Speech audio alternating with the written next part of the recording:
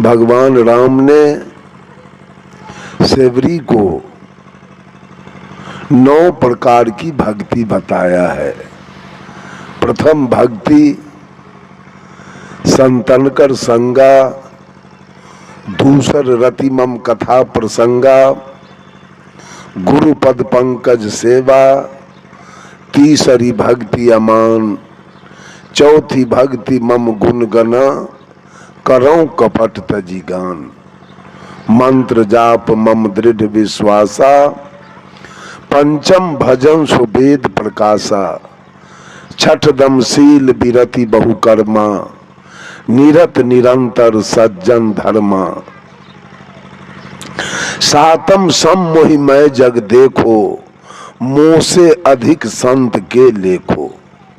आठम जथा लाभ संतोषा, सपनों नहीं देखो परदोषा। नवम सरल सबसे छलहीना, मम भरोसे ही हर्ष न दी। 9 प्रकार की भक्ति भगवान राम ने सेवरी को बताया, लेकिन सदगुरु कबीर ने तमाम दुनिया के लोगों को मात्र 4 प्रकार की भक्ति बताया है। उसमें पहला है श्रद्धा भक्ति, दूसरा है प्रेमा भक्ति, तीसरा है करुणा भक्ति और चौथा है स्नेहा भक्ति। श्रद्धा हमारी कहां होनी चाहिए? अभी आप सुन रहे थे, श्रद्धा आपकी लगी है पत्थर से। साहब कबीर ने कहा, तीरथ में पानी है, तीरथ में पानी है, होबे न कछु नहाय देखा।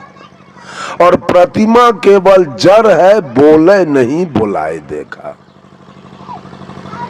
आपकी श्रद्धा कहां लगी है? श्रद्धावादी मनुष्य हो तब तो कोई हर्ज नहीं है। ये मानव हिंदू मुसलमान सिख ईसाई श्रद्धावादी नहीं है, अंध श्रद्धावादी है।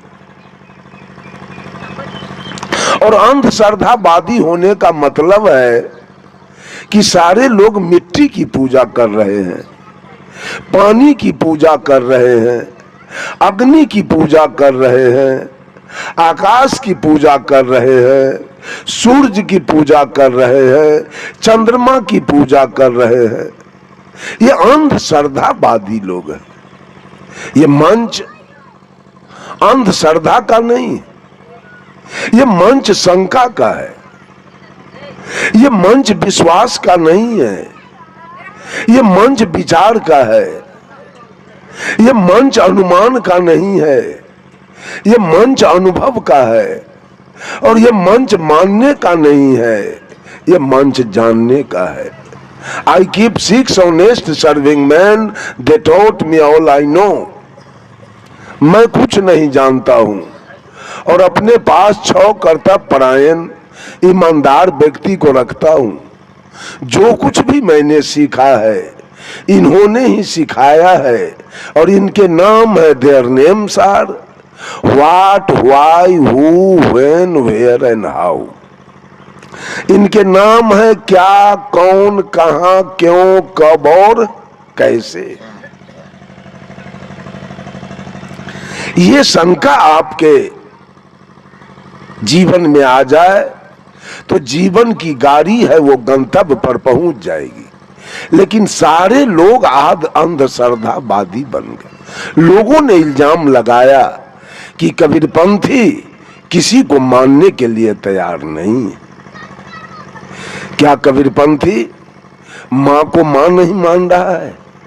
पिता को पिता नहीं मानता, दादा को दादा और दादी को दादी नहीं मानता, चच्चा को चच्चा और चाची को चाची नहीं मानता, भैया को भैया और भाभी को भाभी नहीं मानता, नाना को नाना और नानी को नानी नहीं मानता है, मामा को मामा और मामी को मामी नहीं मानता है।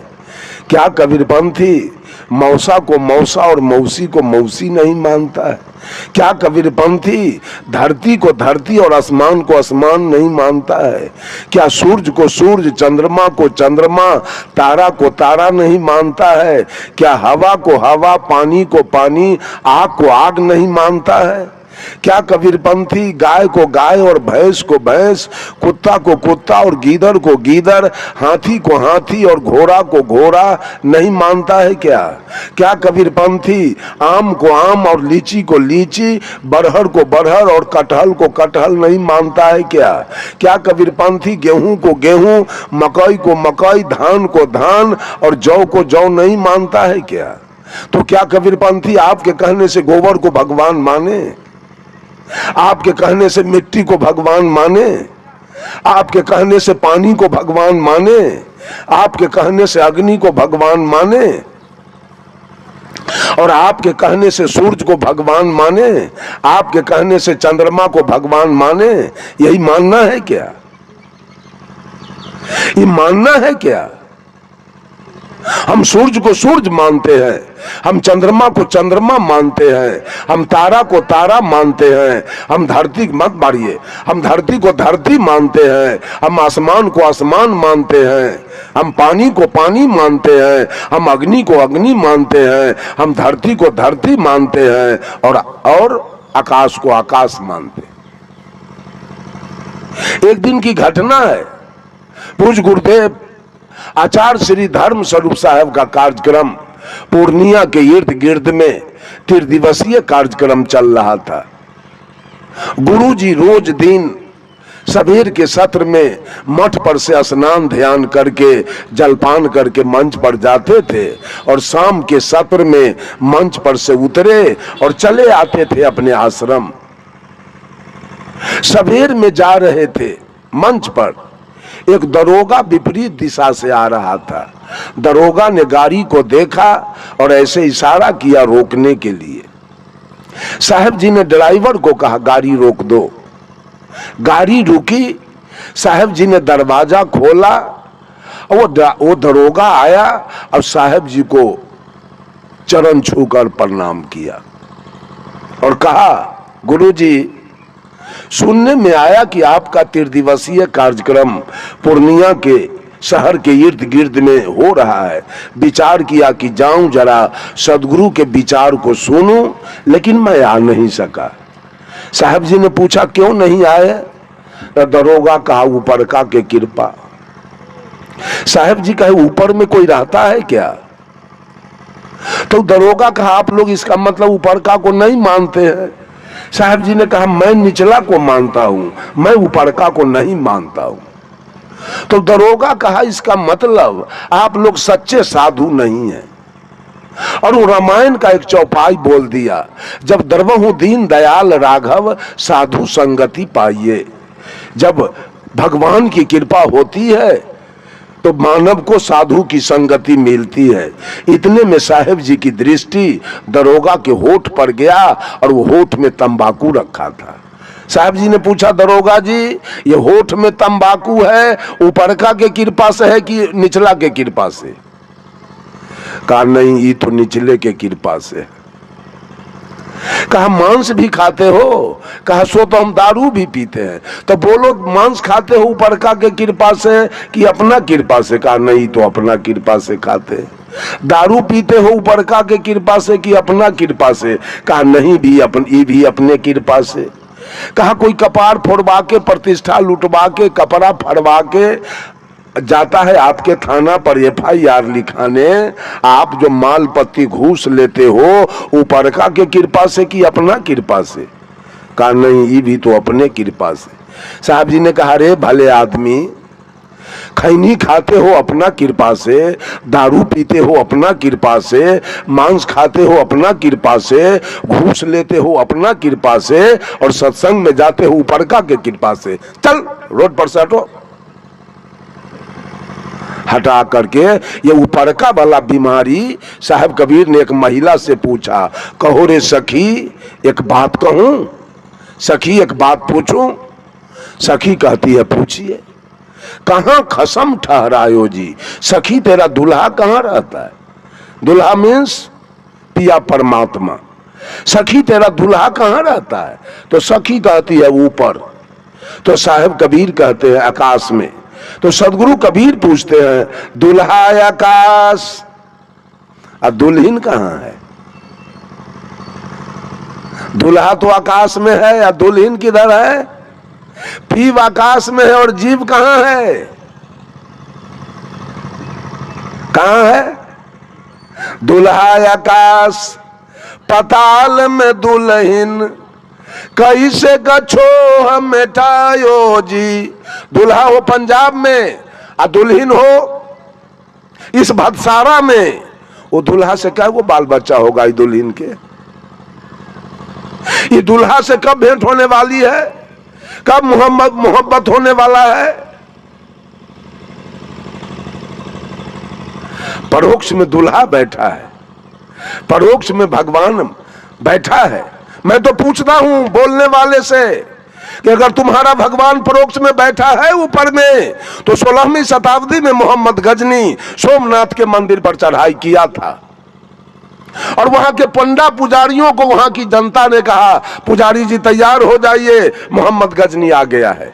पंडा पुजारी ने क्या कहा? भगवान में इतना शक्ति है कि मोहम्मद गजनी से फरियाद लेगा। परिणाम हुआ कि सारे काली दुर्गा लक्ष्मी सरस्वती के नाक कान चीर के और मोहम्मद गजनी सारा सोना चांदी हीरा मोती का जवाहर ले करके और रिटर्न चला गया। ऊपर का भगवान तमाशा देख रहे थे, परोक्ष में बैठे भगवान।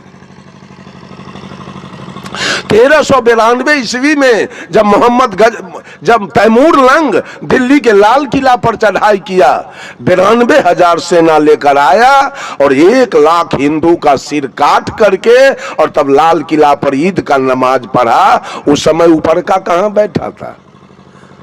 क्या कर रहा था ऊपर का?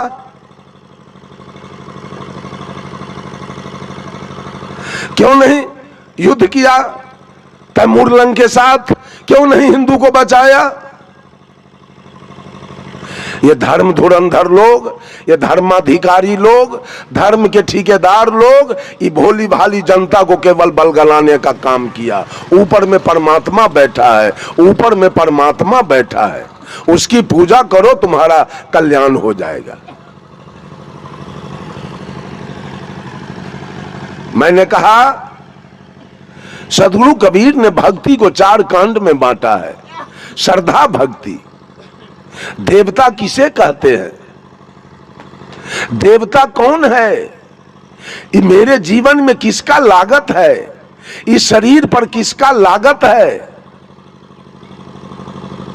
इस शरीर पर किसका लागत है? किसका कर्ज है? किसने आपको ये दुनिया दिखाया?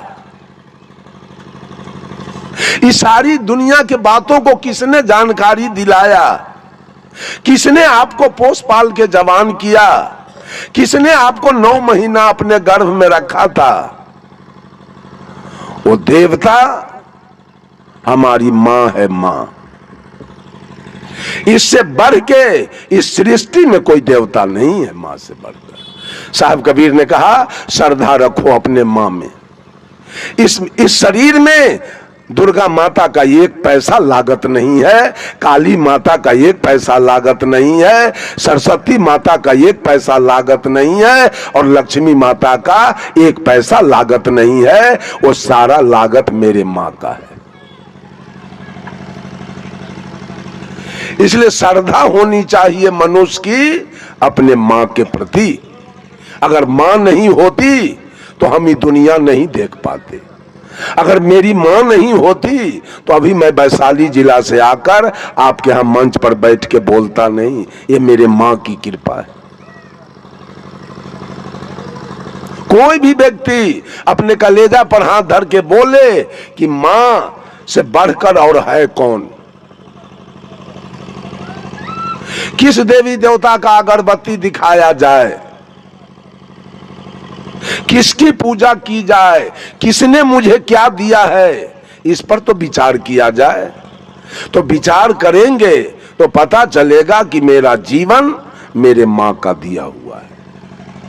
अगर मां नहीं होती तो बैजनाथ धाम जल लेके कौन जाता, जगन्नाथ धाम कौन जाता, केदारनाथ कौन जाता, बैजनाथ कौन जाता, अमरनाथ कौन जाता, गंगा कौन नहाता, कमला जमंगला कौन नहाता, अठजाम चौपहरा श्रीमद् भागवत कथा या सत्संग कौन करता, इंजीनियर डॉक्टर प्रोफेसर कलेक्टर कौन बनता, प्रधानमंत्री रेल मंत्री वित्त मंत्री रक्षा मंत्री विदेश मंत्री कौन बनता, मुख्यमंत्री कौन बनता, आईजी डीआईजी सीओ बीडीओ कौन बनता, ये सब का श्रेय कौन है?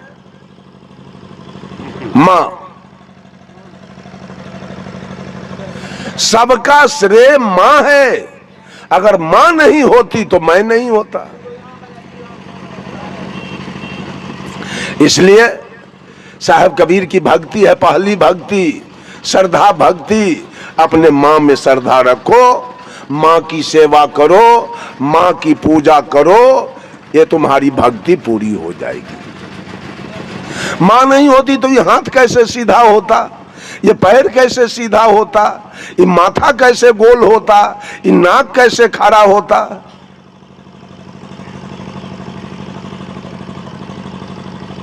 इतना बाहर बाहर भक्ति को गुरु लोग सबको दौड़ा रहे हैं, अपना खुर पुजाने की चर्चा खूब करते हैं कि गुरु के तरवा चाट के जियो, गुरु न हो तो तुम्हारा जीवन कल्याण नहीं होगा। गुरु कैसा होना चाहिए? गुरु कैसा होना चाहिए? बिल्कुल ईमानदार, जो सच्चा ज्ञान दे, उसका नाम सदगुरु है। और जो अगल बगल दिखावे, चमत्कार की बात केवल करे, झूठ केवल बोले, वही हमारा कल्याण कर देगा। चमत्कार दिखाने वाला। कबीर ने एक चमत्कार की बात पूरे जीवन में कभी नहीं किया, एक बात झूठ नहीं बोला। उन्होंने स्पष्ट कर दिया बीजक से, काहू के बच नहीं फूरे, काहू कारा माती, मान बराई ले रहे हिंदू तुरुक जाती। बात बोते आसमान की मुद्दत नियारानी, बहुत खुदी दिल राखते बूढ़े बिन पानी। कहे कबीर का सो कहूं सब जग अंधा, सांचे से भागी फिरे झूठे के बंदा। एक महात्मा जी ट्रेन से कहीं यात्रा कर रहे थे, जा रहे थे, टिकट नहीं लिया महात्मा जी, बीच में टीटी आ गया। टीटी कहा महात्मा जी से टिकट दीजिए, कहा हमारे पास तो टिकट नहीं है, तो जुर्माना दीजिए। कहा देखते नहीं हो हम साधु हैं? कहा आपके जैसा साधु हम बहुत देखे हैं, लाइए। कहा हमको ज्यादा तंग करोगे तो हम शराब दे देंगे। कहा आपके जैसा बाबाजी हम बहुत देखे हैं, हमको शराब से डर नहीं है। आगे स्टेशन पर कहीं गाड़ी रुकी और टीटी महोदय ने साधु को गर्दनिया दे के उतार दिया, उतरो। उतार दिया। साधु जी जाके प्लेटफार्म पर बेंच पर बैठ गए। अब ड्राइवर साहब हॉर्न दे रहे हैं, गार्ड साहब झंडी दिखा रहे हैं और गाड़ी खुल नहीं रही। आधा घंटा 45 मिनट स्टेशन पर गाड़ी खड़ी रह गई। अब तो यात्री में हंगामा मच गया, अफरा तफरी हो गया। किसी को कॉलेज जाना, किसी को कारखाना जाना, किसी को बैंक जाना, किसी को हॉस्पिटल जाना, किसी को कुटमैती जाना, किसी को दुकान पर जाना है। सब लोग ने बारा बाबू से जाके कहा, बारा बाबू गाड़ी क्यों नहीं खुल रही है? तो बारा बाबू ने कहा देखो मैं लाइन क्लियर दे दिया हूं, सिग्नल हरा है, अब गाड़ी क्यों नहीं खुल रही है? हुआ क्या है? कुछ हुआ क्या? कहा हुआ तो यही कि टीटी महोदय साधु को गर्दनिया देके उतार दिया, उस समय से गाड़ी नहीं खुल रही है। तो बारा बाबू ने टीटी से कहा कि आप जाके बाबा से माफी मांग लीजिए कि गाड़ी खुल जाए। टीटी ने कहा ऐसा नहीं होगा, मैं नहीं माफी मांगूंगा। तो बारा बाबू ने कहा माफी नहीं मांगिएगा, गाड़ी नहीं खुलेगी तो जनता से मार खाना पड़ेगा, आपको मारेगा आपको। टीटी को भय हो गया, वो जाके बाबा का पैर पकड़ के माफी मांग लिया। माफी मांगा और सीटी देके गाड़ी खुल गई। जब गाड़ी खुल गई अब तो बाबा के गरिमा महिमा की क्या सवाल है, कहना है। इतनी इनकी महिमा बढ़ गई। अब लोग जब इनका चेला बनना शुरू किया तो चंद दिनों में 1-2 साल बीतते बीतते 2-4 लाख चेला बाबा का हो गया। 5 बरस के बाद जब बाबा मरने लगे, अंतिम सांस पर आ गए, तो जिसको उत्तराधिकारी महंत इन्होंने बनाया, वो कहा बाबा अब तो आप जा रहे हैं, मठ हमको सौंप दिए, जमीन, गाय भैंस, चेला चटिया, महल मकान, ग्रंथ सब हमको दे दिए, तो मंत्र ले जाके क्या कीजिएगा, वो भी तो दे दीजिए। कहा कौन मंत्र लोगे? कहा जिस मंत्र से गाड़ी रुक गई थी वो मंत्र दे दीजिए। बाबा ने कहा बेटा मंत्र से गाड़ी नहीं रुकती है। मैंने 5,000 रुपया ड्राइवर को घूस दिया था, 5,000 रुपया गार्ड को घूस दिया था, 5,000 रुपया टीटी को मैंने घूस दिया था। तीनों मिलके 45 मिनट ट्रेन को रोक दो कि मेरा गुरु वही धंधा रफ्तार पकड़ ले। रोक दिया तीनों मिलकर। अब तो गुरुओं धंधा हमारा इतना रफ्तार में है कि अब 15,000 घूस में गया और लाख के लाख विदाई आ रहा है। अब क्या चाहिए? ये गुरु लोग चमत्कार दिखा दिखा करके, शीश के आंख में गर्दा झोंक झोंक करके अपना गुरुओं धंधा कैसे रफ्तार पकड़े, इसके जुगाड़ में चमत्कार की बात बराबर करते रहते हैं। और अंधे चेला लोग भी इसी चमत्कार के पीछे। साहब कबीर ने कहा तू कहता कागज की लेखी, अब मैं कहता आंख इनकी देखी। कल चर्चा हुई कि साहब कबीर के जीवन के बारे में कुछ बोला जाए। अब है साहब बोले, हम तो चले गए लैट्रिन, हम तो सुन नहीं पाए। कबीर साहब में भी कबीरपंथी लोगों ने लगा दिया चमत्कार कि कबीर आकाश से उतर गए काशी के लहर तालाब में। कहा राम खीर से आ गए, सीता खेत से आ गई, भीष्म पितामह गंगा से आ गए, सुखदेव जी सुग्गा से आ गए, अगस्त मुनि घैला से आ गए, कर्ण सूर्य से पैदा लिया। संभव है? कारण कार्य व्यवस्था को कहीं कहां रख दीजिएगा? कारण कार्य व्यवस्था को कहां ले जाइएगा? बिना कारण के कार्य होगा? माटी हो पानी, माटी पानी हो और कुम्हार हो और चाक डंडा न हो, काम हो जाएगा? और चाक डंडा हो, कुम्हार हो, अब मिट्टी पानी न हो, तब क्या होगा? काम होगा? और मिट्टी पानी हो, चाक डंडा हो और कुम्हार न हो, तब क्या होगा? कारण 3 है, उपादान कारण, निमित्त कारण और साधारण कारण। जब तीनों कारण लगते हैं तो कार्य प्रारंभ हो जाता है। अगर मां न हो, पिता न हो, तो ये शरीर कहां से बनेगा? आकाश में कैसे बन गया शरीर? मैं तो कहता हूं किसी विद्यार्थी को अगर एग्जामिनेशन में पूछा जाए कि सदगुरु कबीर कैसे आए, और वो विद्यार्थी लिख दे आकाश से आए, तो एग्जामिनर नंबर देगा कि काटेगा? फेल होगा लड़का कि पास होगा? बोलिए, फेल होगा ना? बंधुओं, ये चमत्कार की बात बोल बोल करके जब भगवान राम विवाह करने जनकपुर गए तो मरवा पर बैठे हुए थे। जब दुल्हा जाता है विवाह करने तो गांव के माने युवती लड़की सब दुल्हा से मजाक करने के लिए आती है। जब राम मरवा पर बैठे थे तो जनकपुर के लड़की सब, युवती सब आ गई और भगवान राम से कहती है, ए पाहुन जी, अति उदार कर तू तीदार, अवधपुरी की बामा, खीर खाए पैदा सुत करती, पति कर कुछ नहीं कामा। ये पाहुन जी, आपके अयोध्या के नारी सब इतना उदार विचार की है, खीरे खा के बच्चा पैदा करती है, दुल्हा के कोई जरूरी नहीं। अयोध्या में दुल्हा के कोई जरूरी नहीं है, खीर से बच्चा पैदा होता है। भगवान राम तो लजा गए। सखी बचन सुन के रघुनंदन बोले मृदु मुस्काते, आपन चाल छिपा बहु प्यारी, करहूं आन की बात। भगवान राम मरवा पर कहते हैं, कोई नहीं जन्मे मातु पिता बिनु, बांधे वेद की नीति, तुम्हारे तो सब मही से उपजे, हमरे अस नहीं रीति। कहा क्या है, अपना शिकायत छिपाती हो और हमको बेइज्जत करने आई हो मरवा पर। अरे यही ना कहने आई हो कि अयोध्या में खीर से बच्चा पैदा होता है, दुल्हा के जरूरी ना है।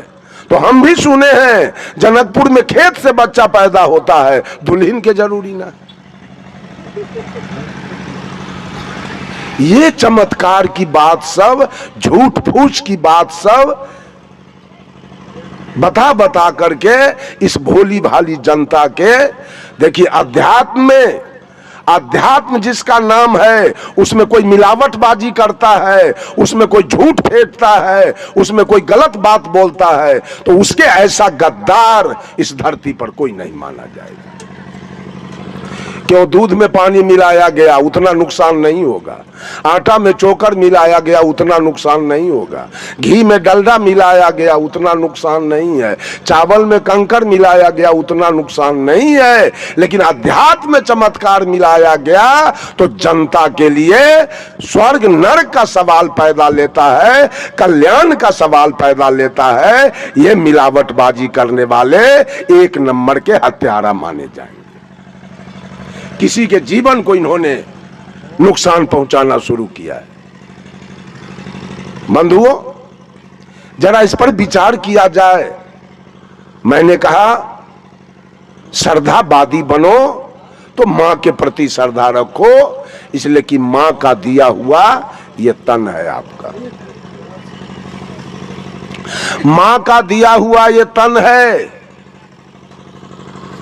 और आपको पढ़ा लिखा के इंजीनियर कौन बनाया था, डॉक्टर कौन बनाया था, प्रोफेसर कौन बनाया था, एसपी डीएसपी कौन बनाया था, कलेक्टर कौन बनाया था?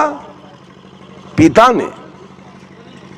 सारा खर्चा देकर, मजदूरी करके, बटैया जोत के, ठीका जोत के, मवेशी पाल के, दुकानदारी करके, आधा पेट खा करके, फाटल कपड़ा पहन के, और आपके लिए सब कुछ किया।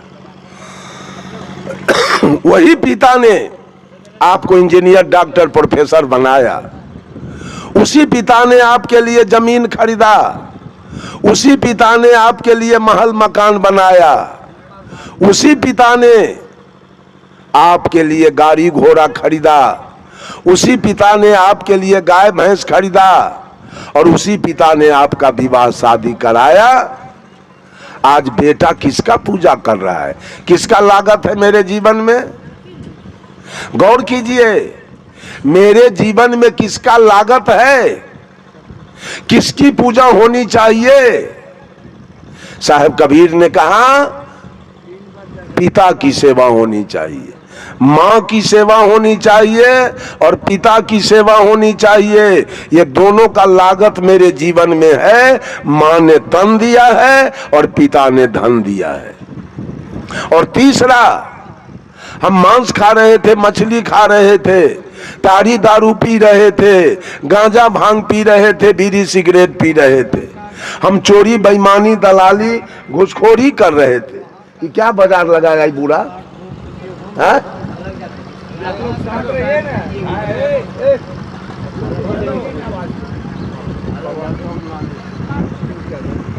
बंधुओं, हमारे ऊपर पंचायती हो रही थी, हम पंचायती में थूक चाट रहे थे, हम कहीं गाली सुन रहे थे, लात जूता खा रहे थे, हम जेल जा रहे थे। इन सारे पाप कर्मों से मुझे निकाला किसने? तो लागत मेरे सदगुरु का मेरे जीवन में है कि सदगुरु ने सारे पाप कर्मों से हमको अलग कर दिया। तो मां ने तन दिया, पिता ने धन दिया और गुरु ने ज्ञान दिया। इसके अलावा कोई आदमी उठ के बोलिए कि आपके जीवन पर किसका लागत है? किसकी पूजा होनी चाहिए, किसकी सेवा होनी चाहिए, वो ईमानदारी से कोई उठ के बोलिए, मैं अभी उसका सफाई करूंगा कि और किसका लागत मेरे जीवन में है। अगर आप अपने को हिंदू मानते हैं, हिंदू तो कबीर के शब्दों में कोई है नहीं, कबीर के शब्दों में सब मानव है, सब आदमी है, सब इंसान है। लेकिन मान लिया जाए कि आप अपने को हिंदू कहते हैं, तो हिंदू का मुख्य ग्रंथ वेद है, और वेद ने किस देवता को माना? वेद ने कहा मातृ देवो भव, वेद ने कहा पितृ देवो भव, वेद ने कहा आचार्य देवो भव, और वेद ने कहा अतिथि देवो भव।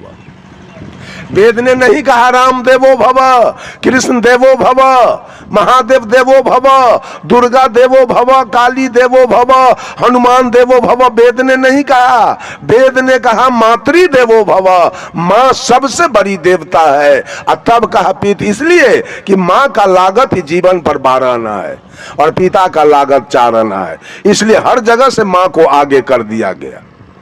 मातृ देवो भव, पितृ देवो भव, आचार्य देवो भव, और ये जो बैठे हुए अतिथि हैं, ये सभी देवता के रूप में बैठे हैं। इनका स्वागत करना, इनका मान सम्मान करना जिसने आयोजन किया है, उनका काम है कि हमारे दरवाजे पर जो देवी और देवता आए हैं उनका स्वागत करना मेरा काम है। ये 4 देवता है।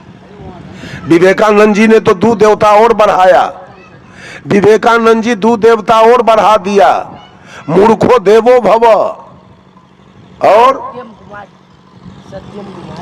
मूर्खो देवो भव और दरिद्रो देवो भव। 2 देवता और बढ़ा दिया गया। बंधुओं, यही आपके देवता हैं। इनका लागत, इनका कर्ज आपके सिर पर है। इनका कर्ज सधा लीजिए, इनका लागत वापस कीजिए। अगर आप वापस नहीं करते हैं और जिंदगी भर अंधश्रद्धा में पड़कर जहां तहां अगरबत्ती बार रहे हैं, जहां तहां पानी ढार रहे हैं, जहां तहां नमस्कार प्रणाम कर रहे हैं, ये सारा कर्जा बकाया रहेगा और आपको कभी मुक्ति मिलने वाली और कभी कल्याण मिलने वाला नहीं होगा। अंत में आपको नरकगामी बन जाना पड़ेगा। दूसरा, आपने अभी सुना प्रेम की चर्चा। व्हाट इज प्रेम? प्रेम है क्या? किसको प्रेम कहा जाए? साहब कबीर ने कहा, प्रेम पाट का चोलना, पहिर कबीरू नाच, पानी पे दिन होता सुको जो तन मन बोले साथ। और कहा, पोथी पढ़ी पढ़ी जगमुआ, पंडित भया न कोई, 2.5 आखर प्रेम का, पढ़े सो पंडित हो। कहा, दुनिया मर गया पढ़ते पढ़ते, लेकिन पंडित मैं किसी को नहीं देखा। पंडित कौन होगा? A+B-होल स्क्वायर, इससे कोई पंडित नहीं हो सकता है। कबीर ने कहा, पढ़ पढ़ के पंडित, पढ़ पढ़ के ऐसे है, लिख लिख हो गए चोर। आज जो पढ़ने सदगुरु मिले सो पढ़ना कछु और। साहब कबीर कहते हैं, पढ़े लिखे क्या कीजिए, समूझी मन बौरा हो, अंत बिलैया खाए समूझी मन बौरा हो। क्या पढ़े आज तक? प्रेम की पढ़ाई पढ़े? पर संयुक्त एकार और म हलांते 2.5 अक्षर है, 2.5 आखर प्रेम का, पढ़े सो पंडित होई। एक आदमी से किसी ने पूछा कि कल तो भटसारा में सत्संग था, आप वहां नहीं पहुंचे, कहां थे? कहा कि हम एक पंचायती में चले गए थे। कहा, पंचायती कैसी थी? कहा, एक लड़का एक लड़की में प्रेम हो गया, उसी की पंचायती थी, उसी में हम चले गए। कहा, बताइए प्रेम में पंचायती कैसे हो गया? लड़का लड़की में प्रेम हुआ तो प्रेम में पंचायती की क्या आवश्यकता है? पंचायती तो झगड़ा में, लड़ाई में, बेईमानी में, चोरी में, मर्डर में, इसमें पंचायती होती है। और जहां प्रेम हो गया वहां पंचायती की क्या आवश्यकता थी? प्रेम तो सेवरी और राम के बीच में हुआ, जो कभी पंचायती की आवश्यकता नहीं पड़ी। प्रेम मीरा और कृष्ण के बीच में हुआ, जो कभी पंचायती नहीं हुआ। प्रेम रामकृष्ण परमहंस और शारदा देवी के बीच हुआ, जहां कभी पंचायती नहीं हुई। प्रेम जयप्रकाश बाबू और प्रभावती देवी के बीच हुआ, जहां कभी कोई पंचायती नहीं हुआ, कोई खून खराबी नहीं हुआ, कोई मामला फौजदारी नहीं हुआ, कोई गाली गलौज नहीं हुआ, कोई मारपीट नहीं हुआ और कोई बच्चा भी पैदा नहीं लिया। प्रेम में पंचायती क्यों हुआ? बंधुओं, वहां प्रेम नहीं था। उस लड़का लड़की में प्रेम होता तो पंचायती नहीं होती। सेवरी राम में प्रेम हुआ तो कभी पंचायती नहीं हुई। उस लड़का लड़की के बीच प्यार हुआ। और प्यार और प्रेम, there are great difference between प्रेम एंड प्यार। प्रेम और प्यार में जमीन आसमान का अंतर होता है। प्यार हुआ सेवरी और राम के बीच में, प्रेम हुआ सेवरी और राम के बीच में, और प्यार हुआ था लैला और मजनू के बीच में। उस प्यार को हम मोहब्बत कहते हैं। उसी प्यार को मोहब्बत कहा गया उर्दू लफ्ज में।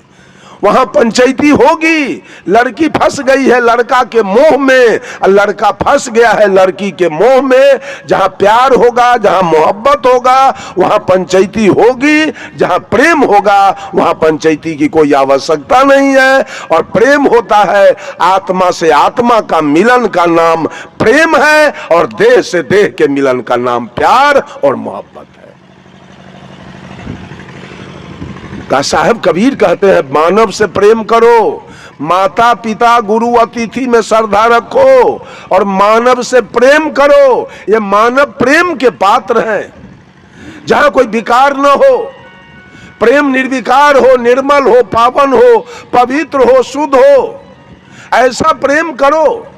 सेवरी और राम के जैसा प्रेम करो। अपने माँ से, अपने पत्नी से, अपने बेटा और बेटी से, अपने भाभी से, अपने भाई से, अपने पिता से, या गांव के लोग से। मनुष्य प्रेम का पात्र है। मानव से प्रेम करो। जहां कोई जातीयता न हो, जहां कोई सांप्रदायिकता न हो, जहां कोई ऊंच नीच का भेद न हो, जहां कोई अवर्ण सवर्ण का भेद न हो, जहां कोई छुआछूत का भेद न हो, जहां कोई गोरा काला का भेद न हो, जहां कोई हिंदू मुसलमान का भेद ना हो, ऐसा प्रेम करो मानव मात्र से। यह कबीर की दूसरी भक्ति। माता पिता गुरु अतिथि में श्रद्धा रखो और मानव से प्रेम करो। और तीसरी भक्ति है यह जीव मात्र जितने मानवेतर प्राणी, मानवेतर अर्थात मनुष्य जोनी से नीचे की खानी में जीने वाले, ये पशु पक्षी कीड़ा मकोड़ा सब दया के पात्र हैं। इन प्राणी पर दया रखो। ये तीसरी भक्ति। संत मत कहाते हैं, कबीर मत कहाते हैं, और दर्जन के दर्जन बकरी पोस के कुट्टी कटवाते हैं। दया का एक पैसा लेस नहीं। वो आदमी स्वर्ग जाएगा, बैकुंठ रास्ता खुला हुआ है क्या? हत्यारा बैकुंठ जाएगा, हत्यारा सतलोक जाएगा, स्तुति करके और विनती करके, भर मांग चंदन करके, और लाल पियर पहन के सतलोक चला जाएगा। व्हाट इज सतलोक? सतलोक है किधर?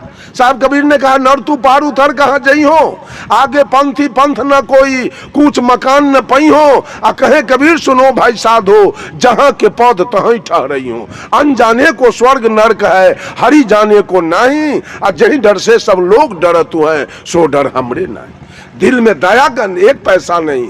यहाँ अमीर बनने की बात है। बकरी 30-30 हजार में खसी बिक रहा है। यहाँ अमीर बनने की मंशा है कि हम धनवान बन जाए, बकरी कटवा कटवा के। तो धनवान बनोगे कि मुक्ति पाओगे? दो में से तो एक न होगा। या तो धनवान बनोगे, नहीं तो मुक्ति पाओगे। तो पोसा गया धन के लिए। बकरी क्यों पोसा गया? गाय तो लाया गया दूध के लिए, भैंस लाई गई दूध के लिए, बैल लाया गया खेत जोतने के लिए, घोड़ा लाया गया चढ़ने के लिए।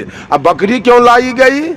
मांस बेचने के लिए। यह मनसा खराब है, अंतरात्मा का विचारधारा गंदा है। अब वो आदमी कहता है हम संत मत में हैं, हम कबीर मत में हैं। तुलसीदास जी ने कहा, दया धर्म के मूल है, धर्म का मूल है दया, और जहां दया नहीं है मूले बात खत्म है। तो और बच क्या गया? सब संतन की बड़ी बलिहारी, ये बच गया। आ कबीर पंथ की स्तुति बिनती बच गया, आ दिल का दया समाप्त हो गया। अपना नहीं, अगर ऐसा है तो अपने बेटा पर बड़ी दया, बेटी पर मत रखिए।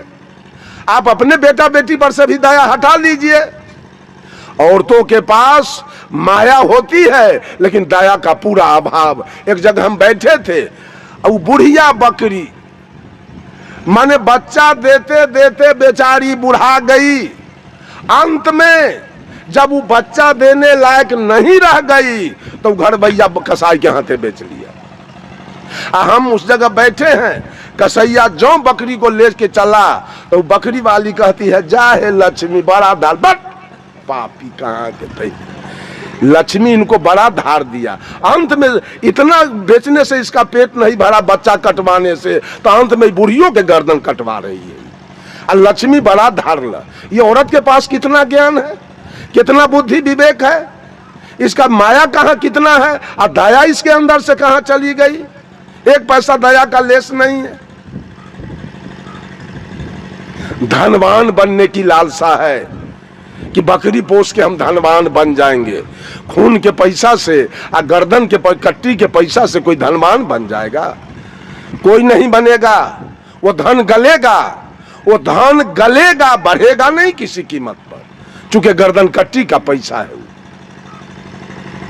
दया है दिल में, सदुआई करते हैं, स्तुति विनती और प्रार्थना करते हैं।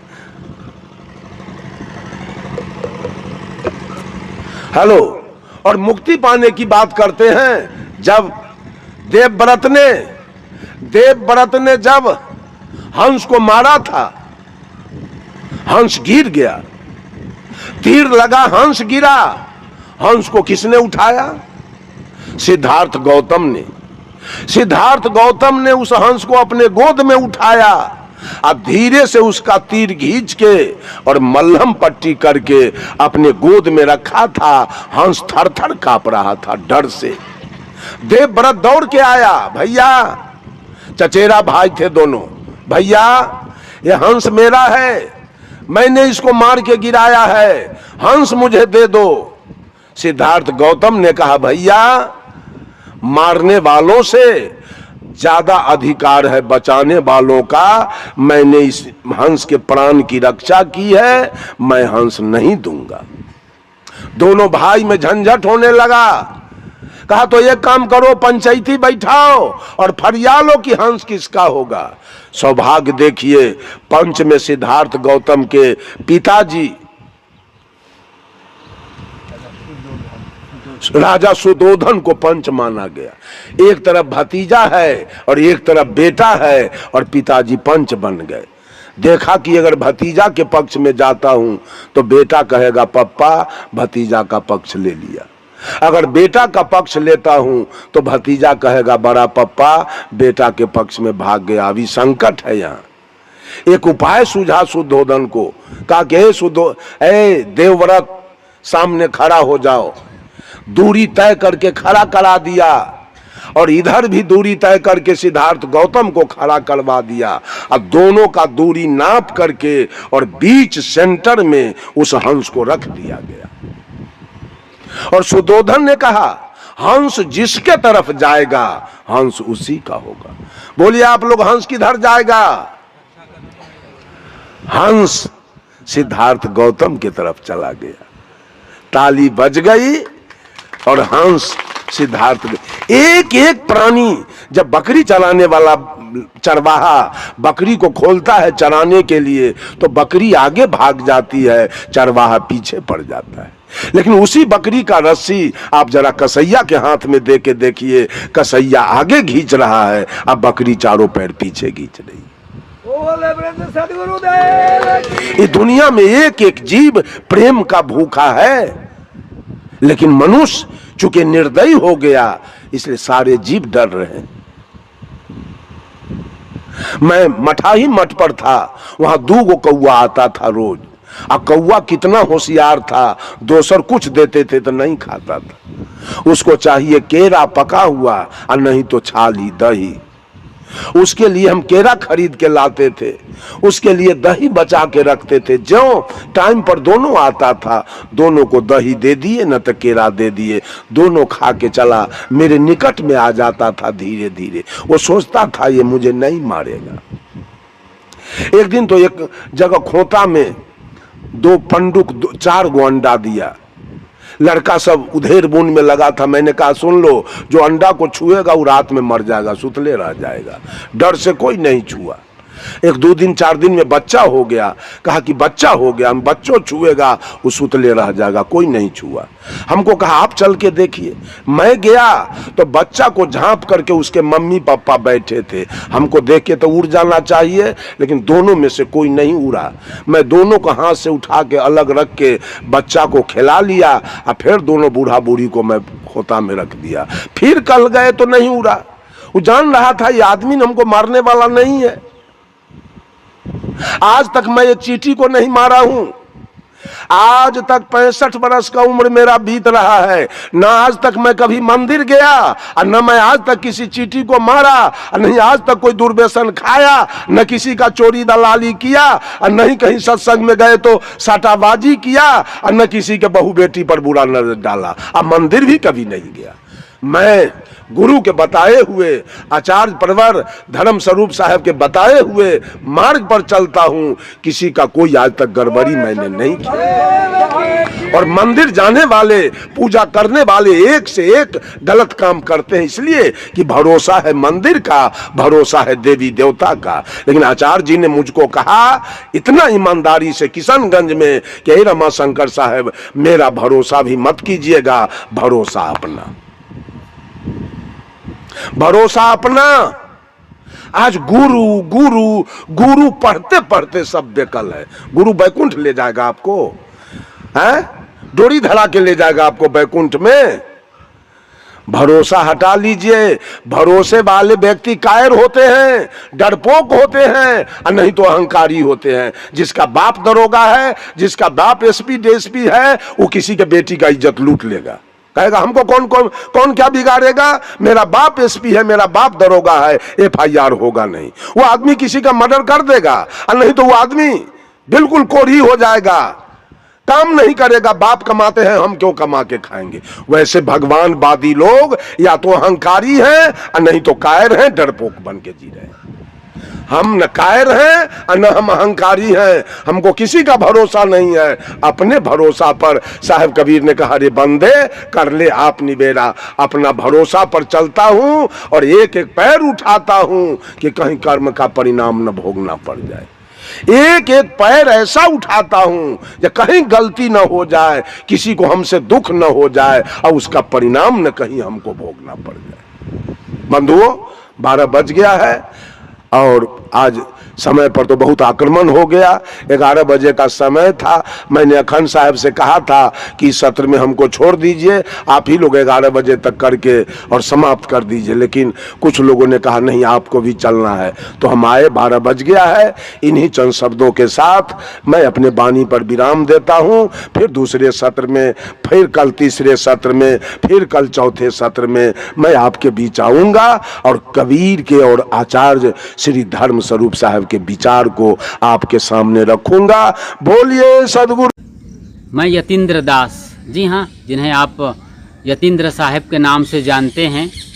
खुशहाल ज़िंदगी यूट्यूब चैनल आपका ही चैनल है, जिसमें हम आपकी सेवा करते रहते हैं।